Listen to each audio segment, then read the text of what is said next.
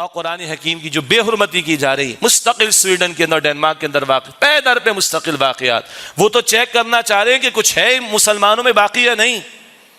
تو ہم نے کمپرومائز نہیں کرنا ہے بھائی کہ چلو اب اتنے کثرت سے ہو جائیں تو بس خاموش ہو کے بیٹھ جائیں. کیوں خاموش ہو کر بیٹھ جائیں؟ وہ بدبختی میں کمی نہیں کر رہے، نہ ہنجاری میں کمی نہیں کر رہے، اس کافرانہ حرکت میں کمی نہیں کر رہے. تو ایمان والے قرآن کے تعلق سے کیا ٹھنڈے ہو کر بیٹھیں گے؟